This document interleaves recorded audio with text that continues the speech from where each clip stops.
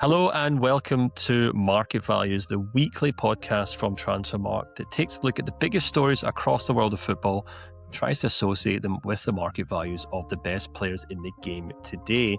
As always, I'm joined by my colleague Manu Veth. Manu, got so much to get into this week. We've continued, shall I say, our series on exciting young players to watch ahead of the new football season, or as it's now beginning. It's probably a better way of putting it. And this week was no exception. We spoke to our colleague Luca in France to talk about three exciting young players in Ligue 1.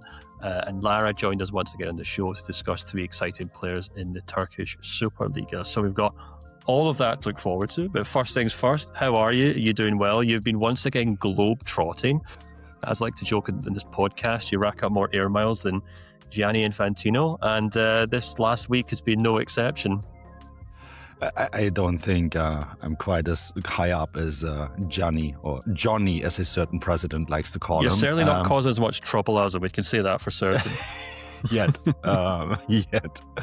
Yeah, no, I was briefly over in Germany, my other home, for the weekend. Yeah, I guess that is quite globetrotting when one flies briefly to Germany for the weekend from Vancouver Island. But yeah, for good reason. It's the DFL Super Cup, or Franz Beckenbauer Cup, to use the proper new term for it now. Dortmund against Bayern Munich. The match, of course, always important, but it's the stuff beforehand that really gets us there, right? Media access to all sorts of personalities in the German game.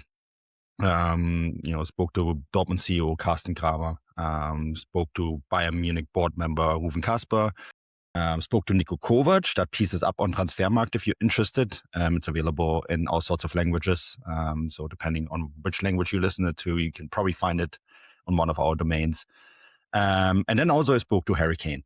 And that's probably the most interesting part. Didn't score in this Super Cup, Stefan, which usually he does. So I think that's going to hurt his Ballon d'Or chances, which I think is a big topic at the moment.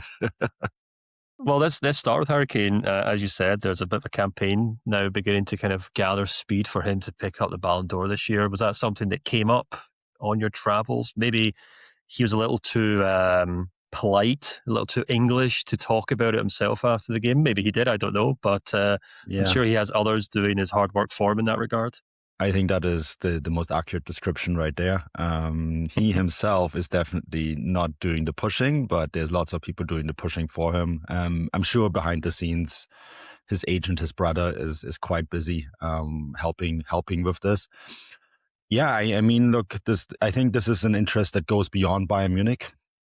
The Bundesliga hadn't had a Ballon d'Or winner since Matthias Sammer, which was in 1996. Right, so it has been a long time. 30 Who was the years. last one in the running? Maybe Manuel Neuer or Ribery? Robert Lewandowski, and then the Ballon d'Or was called off. Right, that's right. And so, I mean, I personally think the Ballon d'Or is quite an open race. There's a lot of players in the running. Harry Kane scored 71 goals overall across all competitions last season. I think that's a very strong argument. And he was very good for England at the World Cup. Probably the main reason why England got as far as they did.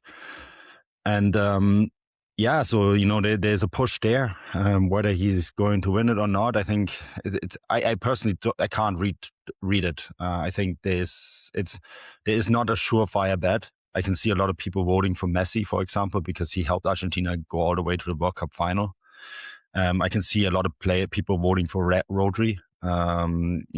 People mention Ferran Torres, which is okay, a little bit of a stretch. Then I think Erling Haaland is going to pull a lot of votes as well for his performances with France. And then, of course, Norway. And then Kyllian Mbappe is going to probably pull a lot of votes because of the way he played at the World Cup as well. So because it is such an open race and it's such a split vote, it's really hard to call there's not going to be a runaway candidate this time, right? So, which could be a good thing for him.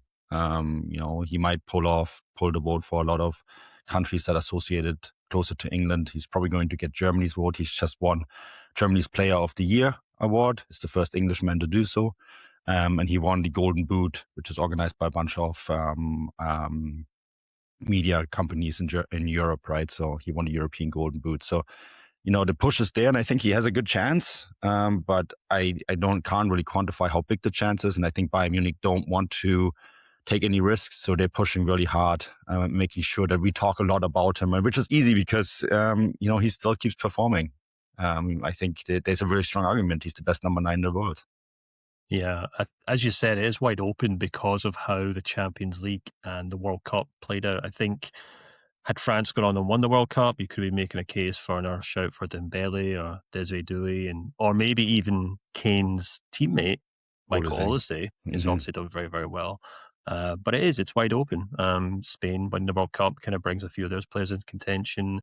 The usual names like Mbappe and Vinicius Jr. maybe aren't as high up as they once were because their nations didn't win the World Cup, particularly Vinicius Jr. perhaps, which may be unfair on him, but that's kind of the way the cookie crumbles, unfortunately. So it is fascinating. And it'll be interesting to see how close Harry Kane gets. And if there's an inclination he's not going to win it, I wonder if Bayern will do a Real Madrid and just refuse to go to the ceremony and say they're not taking part. I suspect they won't, but that would be quite funny. That came up, and I think they made a very strong point about the fact. I'm not going to say Wolf and Bayern said this, but they made a quite strong point about the fact that they would never do that, and that maybe should give them some brownie points. Yeah, Bayern are they're often very good at being the adults in the room. I'll put it that way. Let's talk about the other team that they played, Borussia Dortmund. Now, a lot of people listening to the show don't follow German football. They'll be thinking, same old. Are Bayern going to be walking away with their league title? Can Dortmund cause any upsets? And, it's worth saying here, Manu, that Dortmund have been busy in the summer transfer window. They didn't get the kind of blockbuster signing that they wanted, which was Said Al-Mala from FC Köln, who Premier League fans may know turned down a move to Brentford and has now signed a new contract with FC Köln, so he's staying put for the time being. But despite losing the Super Cup game, which, is the equivalent of the Community Shield or, multiple other kind of preseason games, it's not one that's taken entirely seriously maybe, but what did you take away from the match? And having spoke to their head coach, Nico Kovac, about how they look ahead of the season? Yeah, I mean, Nico Kovac is an easy person not to, it's hard to not like Nico Kovac, let me put it that way. I was fascinated talking to him. He's very matter of fact, very down to earth, has very strong principles. I think people who followed his career, going back to Eintracht Frankfurt in his brief stint at Bayern Munich, know this. It feels like you're talking to someone who has a plan. And he has a plan that is not just for this season, but it goes beyond this season. And look, ahead of last year, he said our gap to Bayern Munich was 25 points. After the season, it's 16 points. And he wants to further close the gap and then be competitive. And Bayern Munich do fall on their face because every few years they do, right? And then he wants to be the team that is there and ready for doing so. I'm not sure they have the full, complete team to challenge Bayern Munich yet this year. I think the new pieces that came on, Giannis Konstantilias looked really good after he came on in the second half. Konstantinos Karetzas, I thought was fantastic. Joey Veerman only played briefly, not enough time to really build a judgment. And it sounds like Hector Ford is now the next player to arrive from Barcelona, right? So lots of little pieces. The thing that I was really missing, and I made this joke throughout the game to one of my neighbors that was sitting with me on the press tribune, is they're missing that killer in the box. They had two chances that could have seen the Super Cup go the other way. Guirassy early on missed a big chance, and then Maxi Bayer on the last second of the game put the ball over the crossbar. That would have been 2-2, then it would have gone to penalties, made it win the Super Cup against Bayern Munich. I know it's a glorified friendly, but these things can help build momentum into the season, right? And that was just a difference that Bayern Munich, they have these difference makers. They have really good difference makers, some of the best in the world, in fact. And Dortmund have not quite that impact player. And I actually think Said Al-Mala could have been that player. He is someone who comes up in big moments, did it time and time again as an 18-year-old for Köln last year. And I think he's going to do it in his career quite often. He's not always the best in terms of defensive work, etc. But he scores some big moments. And I think that is the player that they're still missing. They didn't get him this summer. Talking behind the scenes, they still think that they can maybe do it, maybe next year. But they didn't get him this summer, so instead they put in all the other pieces. And maybe Said Al-Mala will be the final piece of a championship-winning team for Borussia Dortmund next year. Yeah. The fascinating thing about Dortmund, I find, this season is that they haven't done the typical Dortmund thing. Yes, they've gone out and signed lots of young players, but they actually haven't sold any big names. Maybe they don't have the big names to sell. I would argue they do have one or two, obviously. Nico Schlottersbeck's been linked with clubs. Felix Metscher has been heavily linked with the move to the Premier League as well. So they've kind of held off on selling those players. They've brought in a number of players. They've sold off a lot of older players. But Manu, you did also speak to Carsten Kramer, the club CEO.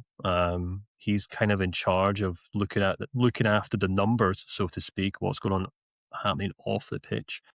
What impression did you get from him in terms of how Dortmund are kind of combating this wild transfer window and this pressure to keep up with Bayern? Yeah, no, I've known Carsten for quite some long time, and we actually had a little bit of making fun of each other on record about our market values at Transfermarkt, and complaining that the Belgian clubs in particular love our market values and how it hurt them, which I then responded, well, it helped you with Jude Bellingham. And then he just smiled and said, yeah, okay, well, I put the ball on the penalty spot and you converted, so it goes both ways, doesn't it? Yeah, he thinks the market is overheated, and I think he's right. I know Borussia Dortmund always say the market is overheated, but I think this time they're actually correct. The fees that we are seeing are absurd in some of the clubs, and it's not just England. We spoke about Serie A last week, didn't we?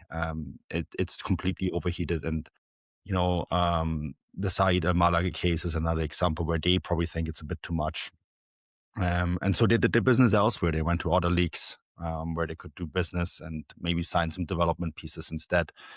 The impression I get is that they're very optimistic of building something for the long term. And he's now in charge. He took over from Hans-Joachim Watzke. I've known Carsten since before he was in charge. And I get the sense that being in charge really helps him in his personality. And I think he's also, now that he is in charge, wants to take the club into a little bit of a different direction. They want to be more exciting. They want to be younger, and they want to be a trendsetter again. And I think that is good news for German football, even if I think it's going to still. I think it will require some patience, I think is the best way to describe it. Yeah, absolutely. It's very exciting times at Dortmund and at Bayern. You could have a Ballon d'Or winner at Bayern Munich and a potential title challenge from Dortmund. And of course, it's worth remembering, if you missed, I think it was the episode before last, Manu sat down with Lennart from the German team to discuss three young players, or a number of young players actually to keep an eye on in the Bundesliga this season. So plenty to kind of chew over as the Bundesliga season hurtles towards us this weekend. But Manu, we are going to jump into leagues elsewhere in the meantime. As I said at the top of the show, we sat down with Luca to discuss Ligue 1 talents, Luca from our French team, of course. And here's how it went.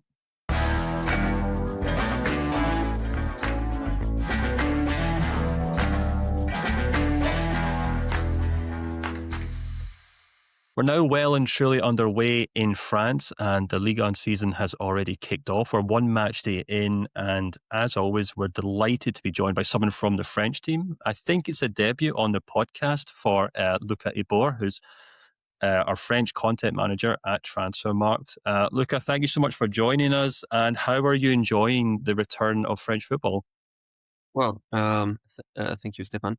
Thanks for having me. It's always a pleasure to make the Farmers League shine, so I'm always happy to talk about it because I know not so many people talk about it abroad. So I'm very happy. And I'm also happy it started. And I would actually like to stop it because my team, Marseille, is actually currently first. So I wanted to stop now. But it will not.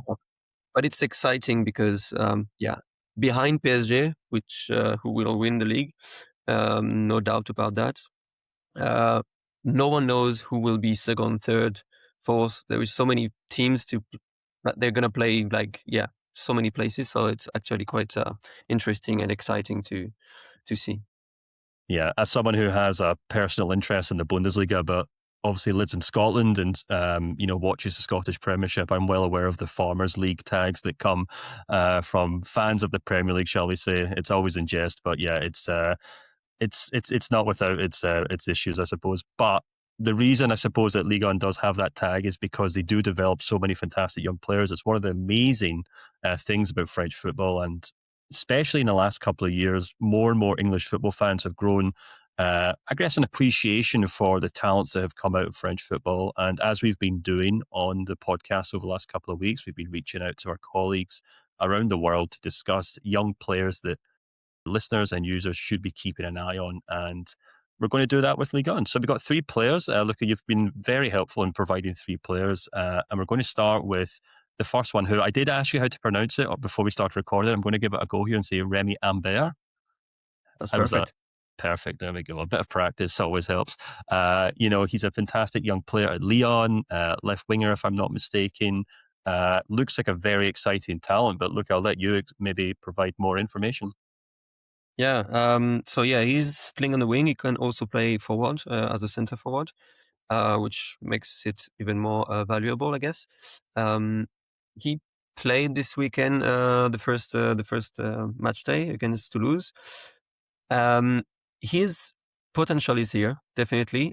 He made his breakthrough to the first team last season, in the second part of the season, when he played a couple of games in Coupe de France, in Ligue 1 as well, and he scored against Marseille actually in Velodrome. So I guess you can say he's fearless.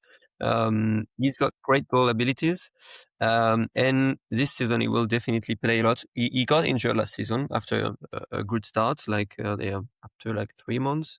I think he got injured in March or April, so it stopped a little bit his development. But now he came back in preseason. He's got 6 goals in preseason already. So that was quite impressive. Although it was a little bit against smaller teams, like the first preseason games, but still.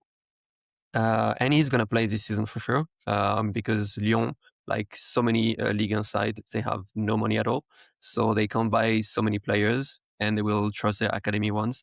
And Lyon, among all, has one of the best academy in France, and if not in the world. So he will definitely have game time. I guess he will replace Openda when Openda won't play, like this weekend. And he's made to go on top for sure. Yeah, I was just looking at his youth stats on Transfermarkt before we started recording, and they are quite staggering. He has 11 goals and assists in 21 games for Lyon's under-19 side, and 8 goals and assists in 16 games for the France under-17 side. Obviously, Lyon sold Morea to Leverkusen as well, who was a left winger, high-profile left winger. The player I maybe want to bring into this conversation, and you can let me know if this is an unfair comparison or if it makes sense, but for people who maybe don't know, Bradley Barcola obviously came through at Lyon before he moved on to PSG.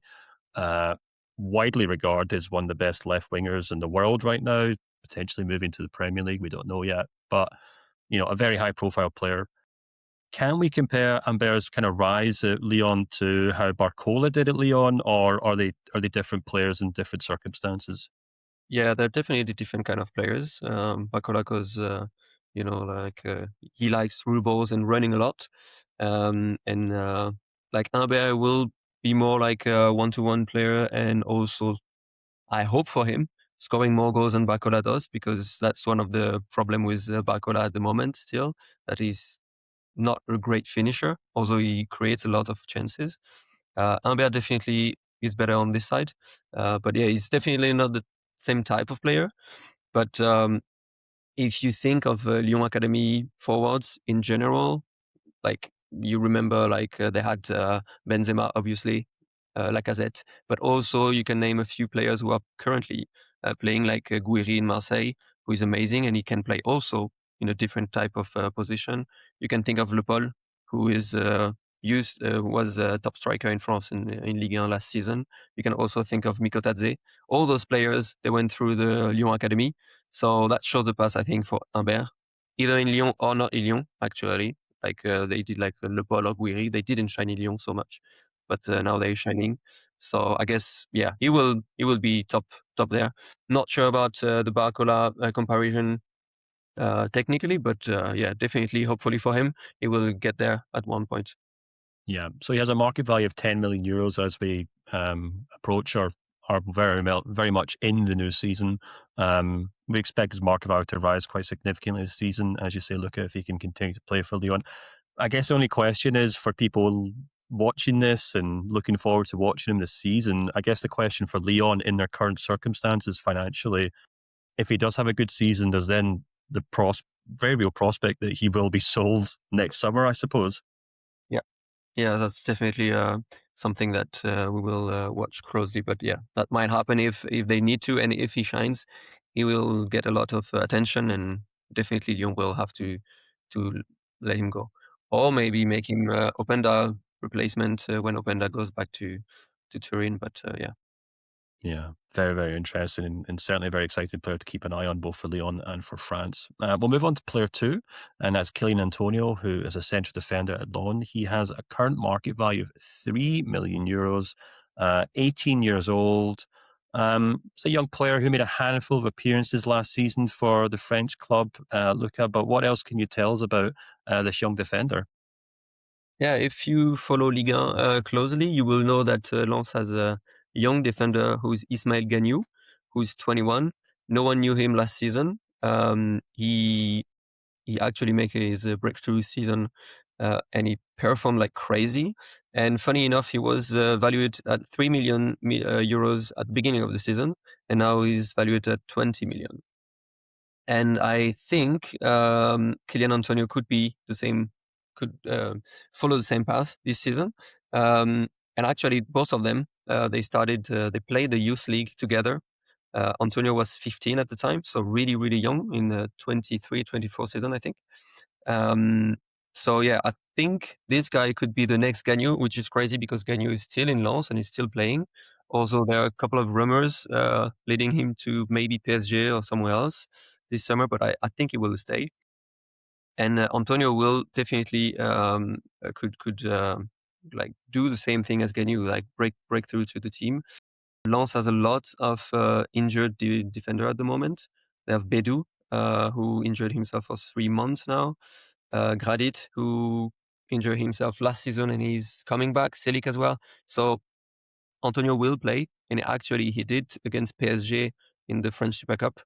Sadly for him, he got a red card after 40 minutes, but what he showed in 40 minutes against PSG was astonishing for 18 years old. Again, he's very, very young. So he's younger than Gagnou was last season. So it's definitely someone you could watch, and he will have game time for sure this season as well. Yeah, I was just going to ask that actually because they've obviously moved on to Facundo Medina, who technically moved to Marseille, then technically moved to Bayer Leverkusen, and Malang Sarr, who moved on to Saudi Arabia. So I guess I know they do have quite a lot of central defenders still in that squad, but you would suspect that Antonio will get lots of game time this season as a starter. Yeah, he could actually, because first injuries, second Lens will play a lot of games because they play the Champions League, the League, and the French Cup. So he will have game time, and also they play with 3 defenders at the back. So one more spot for you to shine if you want. So I saw a lot of rumors that Lens could buy another defender, but even though I'm pretty sure Top Model counts on him, sorry. And I mean, you can see it. If he starts against PSG, that means you're ready. And also, he actually made his Ligue 1 debut. So it was, I think, 1 year ago exactly, actually, against Lille, which is a derby as well. So it's a really tough game for Lens. And Pierre Sage, back then, trusted him to start the game. So I guess he will have the game time he could have this season, yeah. Yeah, it's really exciting. I suspect that especially fans of the Premier League, when they listen to us talking about a young central defender coming through in Ligue 1, they get very excited because we've seen so many young players move from France to England. You know, Jeremy Jacot, say, to Liverpool, Lenny Yoro to Manchester United, even like Kosanov to Man City. I know he's not technically French, but I know, and the list goes on and on. Badia, Charlie, Desai, Todibo, I suppose, going all the way back to when he joined West Ham. Premier League clubs love signing central defenders from France. Just slightly off topic, I suppose, but do you think there's any particular reason why defenders who learn how to become senior players in Ligue 1 do so well when they make the move from France to England? Is it Is it the physicality? Is it the type of football? Is it the academies? What do you think it might be? Yeah, I think the academy in France try to raise defenders, like really strong, fast defenders, which actually I think goes well with the Premier League. So it's least and you actually see that even in the French national team, we like not we but Didier Deschamps refused to play Aymeric Laporte or Romain Lenormand, who were actually formed in Spain, and it's not the same way of playing and the same way of forming the players.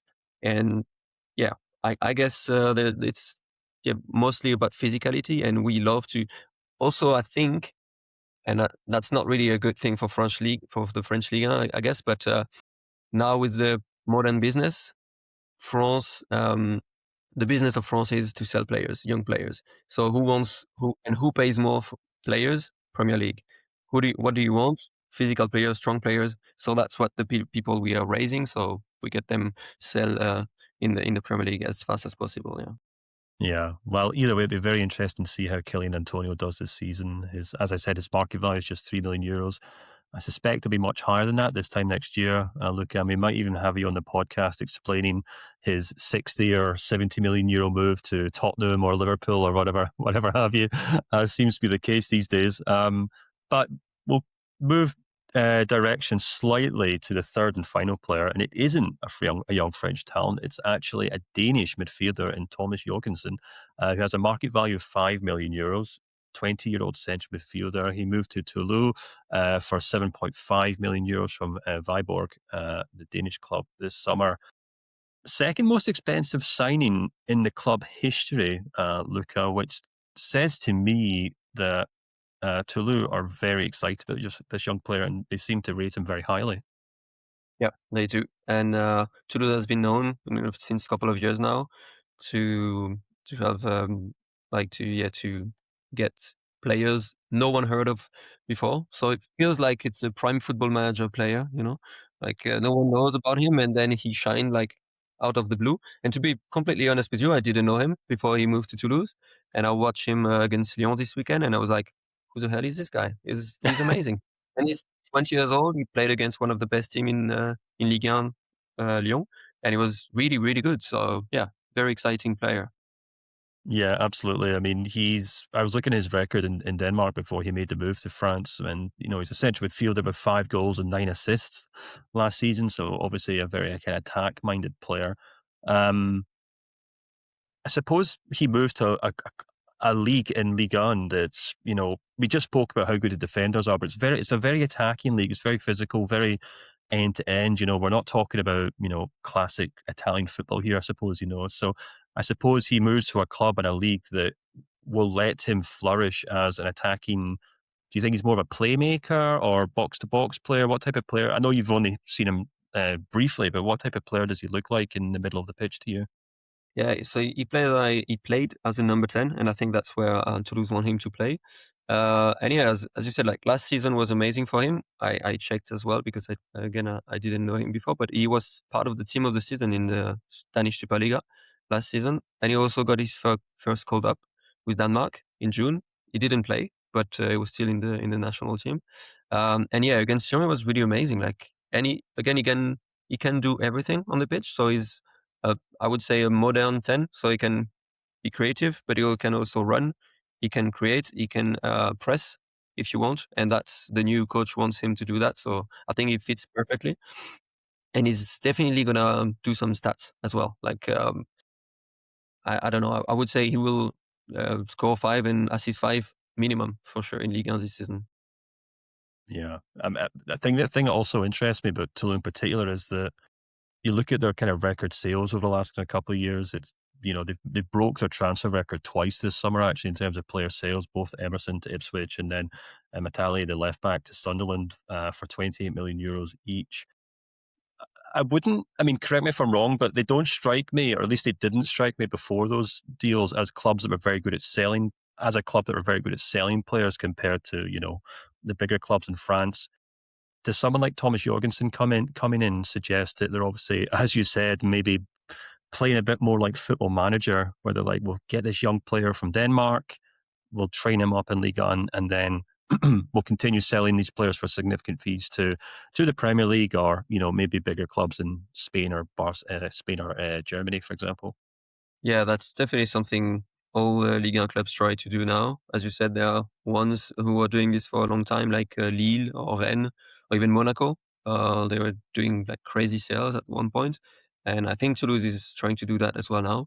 As you said, with Emerson. Emerson only played one season, and I think he scored only 6 goals in Liga before moving to Ipswich, which is crazy. I know like the Toulouse sporting directors always said, yeah, he's got only 6 goals, but he scored against Lyon and Marseille and blah, blah, blah. And that was really funny because like, yeah, they're selling really well their new players. Metali is a bit different because he comes from the academy, so they didn't buy him. But still, yeah, that's definitely the new, again, Ligue 1 doesn't have money. We have barely broadcast money as well. So the club needs to find ways to, well, be able to still play. So yeah, paying players from lower leagues, train them and make them better, to signing them, to sell them, to obviously Premier League, but also different top 5 league clubs, is a new business model in Ligue 1. And he's very young. I don't know if I'm not saying Hull City or Brentford will pay 40 million for him next summer, but I'm not saying they won't, for sure.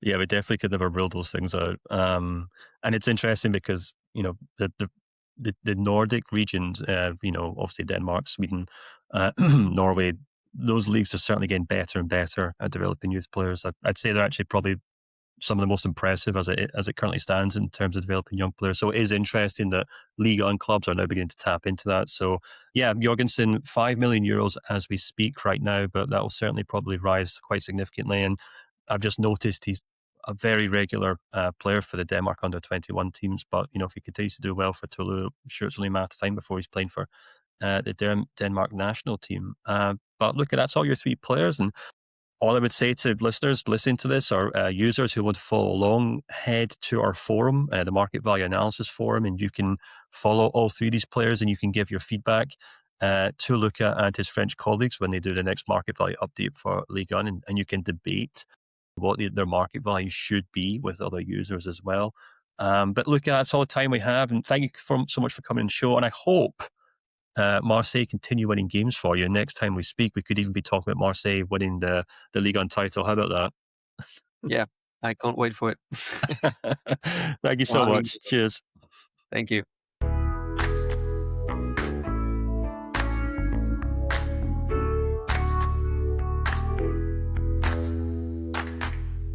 So we're making our way around European football as the new league seasons begin. And of course, we had to stop in Turkey. It's one of the most passionate, crazy, chaotic leagues in European football. We absolutely adore it at Transfermarkt. And as such, we're welcomed back by Lara Karacan, who joins us as the Turkish area manager. Apologies, I'm getting my words mixed up. Lara, thank you once again for joining us on the show. I believe last time we spoke, we were laughing about how crazy Turkish football has been in the transfer window at the end of last season. How has the new season been? I know we're 2 games in. There's a surprising name at the top of the table, which I'll try to pronounce later. But yeah, on top of all that, Turkish clubs have really kind of stolen the attention and the limelight in the headlines this summer with spending so much money. Just before I checked I checked just before we started recording, and so far Turkish clubs have spent 312 million euros on players, net spend of 196 million euros on players. Listeners from last week's show will remember we discussed which divisions have gained the most market value, and the Turkish top flight was near the top of that list. So it feels like Turkish clubs have really opened up the checkbook this summer. Is there a specific reason behind that, or is this just the way Turkish football is these days?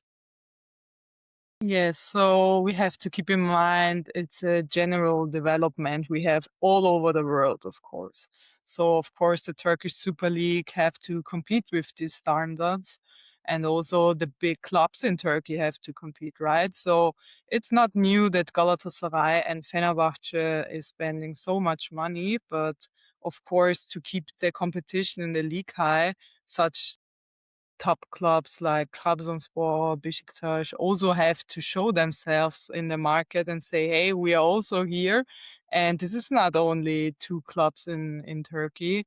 We have the big 4, and this is the reason why they search sponsors, search for new money recruitments, or how we can say that, to have this kind of signings like Salah, Vlahovic in our league.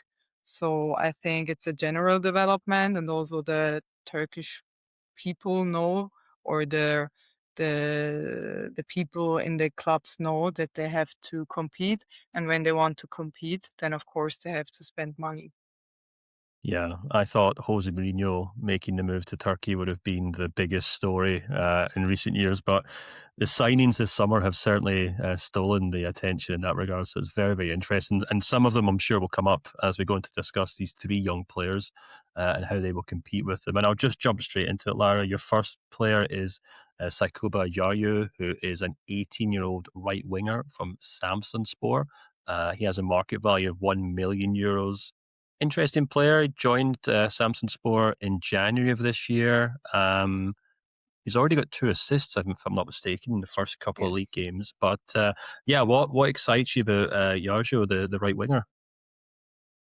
So in general, we have to keep in mind that in the Super League we have a foreign rule. So 10 foreign players with no restrictions, and 4 of them have to be under 23.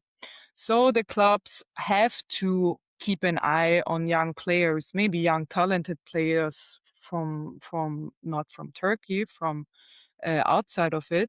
So of course they have to keep an eye on players who are talented. Maybe they can sell to a club or in a top club, right? So this is maybe the infrastructure the clubs are in. So these 4 players who have to be under 23, they have to be good enough for the league. And also what we have seen is in the past few years, they're also searching for talented players of Africa. And Saikuba Jarju is one of them. And he played in the youth club or youth competitions of Samsunspor, and there he was already really strong. And now what we can see in the 2 games we are in the Super League is that he also can show himself in the Super League. And the Super League is not really a easy league, as you know. The pressure is high, the physical abilities you have to do there. And there he's really, of course, we have seen two games, but already with 18 years old, 2 assists, and also not only 2 assists, also he played almost 90 minutes each game. That is not really often in the Super League. And when someone like he can show this on the stage, then of course he is talented. And he's a fast player. He can play on both wings, also as a forward he can play. And I think with his beginning of his starting market value with €1 million, I think, especially when we talk about offensive players, and when he can continue these scorers, then of course we can see maybe a surprising rising this season. So I'm very focused on him, to be honest. Yeah, it's fascinating. As you said, Samsunspor do have a large kind of grouping of African players. They're the 3 most viable players at the club all have or either are African or are players who play for African nations. But the most valuable player is only €7 million at the club. I think, if I'm not mistaken, the biggest transfer ever was €5.2 million this summer, actually. So, there's presumably there's an opportunity there for Jarju to step into this team, maybe not be the most valuable player at the club at the end of the season, but there's definitely an opportunity for him, Lara, to become one of the most valuable players at the club if he can perform in the first team like he did in the under-19 team. Yes. So definitely when the coach will give him the trust he needs, and also he can start, then I think he can rise his market value in a region Samsunspor has never had before. Why? Because we see the general development of the market. Everyone is searching for the biggest talents, youngest talents all over Europe, not only Europe, all over the world. And also the Super League is one of them. And they've seen that from the other clubs when we see Göztepe or Trabzonspor, who sold good players for good money, only with one season. Olai now to Fiorentina or Romelu to Leipzig. Of course, the other clubs see that and they want also be part of the game. And when you have such young talents like Jarju, and you can see, okay, he can compete in the Super League, then I would say they will focus on him and also on money-wise, on fee-wise. They have to give him playing time to show himself. And he showed already that he can compete.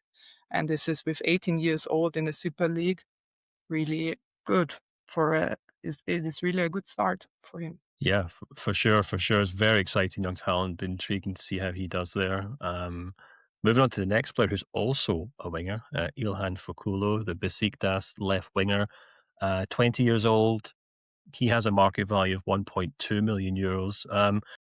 What made you pick him for this segment, Lara? Yes, I also searched for players from the top 4, pardon.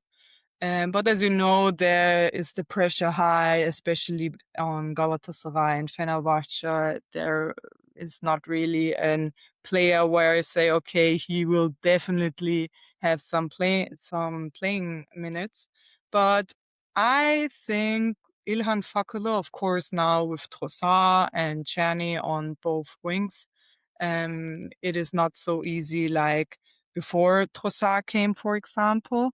But as you know, we have also, Besiktas have 3 competitions to compete, right? In Europe, the Cup, and also the League. And as we can see, Ihan Fakili is now waiting for his playing minutes. So when Trossard or Czerny is not playing, then he's the first pick the coach has chosen. So also in Europe, he played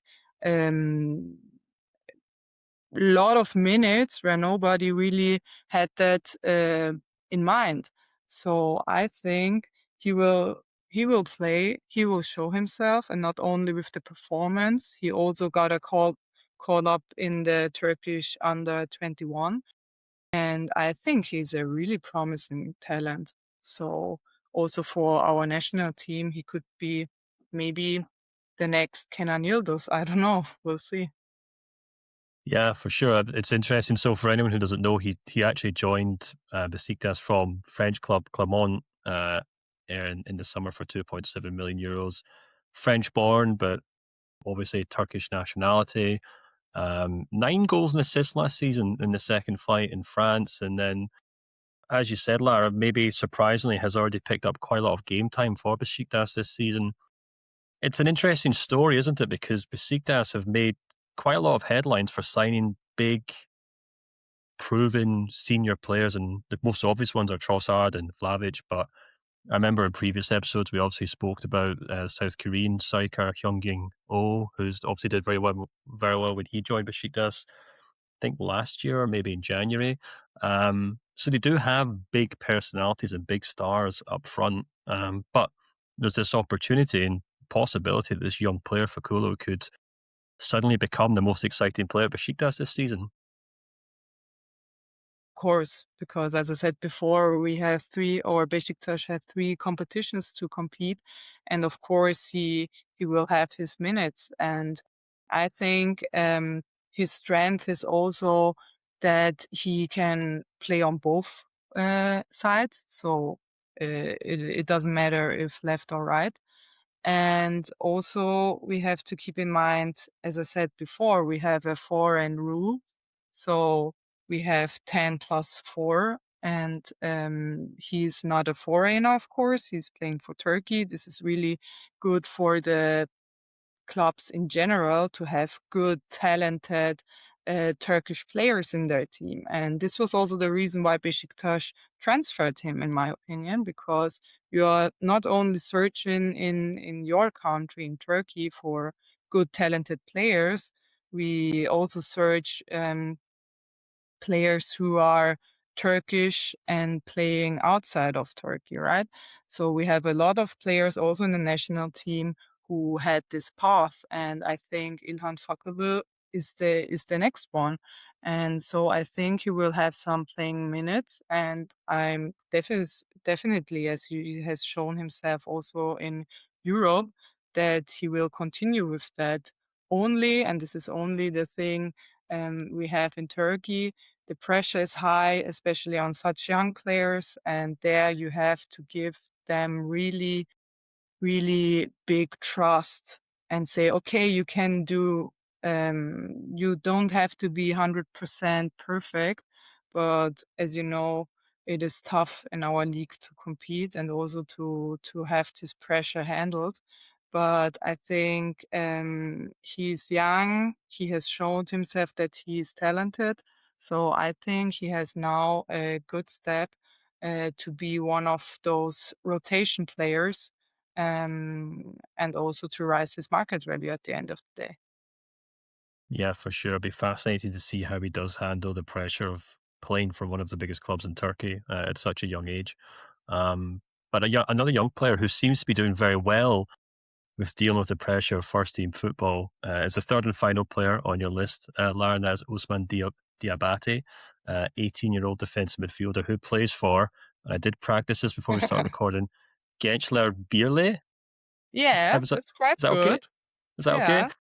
I'm sure you can give the correct pronunciation in a moment. But yeah, just very briefly, he joined the club in February, 10 games for the 19s, broke into the first team last season, but seems to be a very important player for perhaps, I guess, the biggest surprise in Turkish football in the first 2 games of the season. Would that be fair to say, Lara? Yes. Not only him, the club is now with 6 points on the top of the league.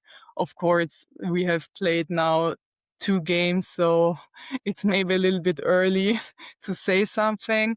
But he has played the 2 games. He had a good performance. He showed himself. And also now for our maybe Premier League listeners, there is rumored transfer to Newcastle. So maybe you will see him in the next years also in the Premier League. So the current deal would be that he will be transferred but play 1 season on loan in Gençler Birliği. But it is not fixed. But as you can see, the clubs are searching for these young talents, what we have said before. And he's one of them. He's also a national team player, right? So he played his first match for his national team. Not in any under categories. I really mean his A team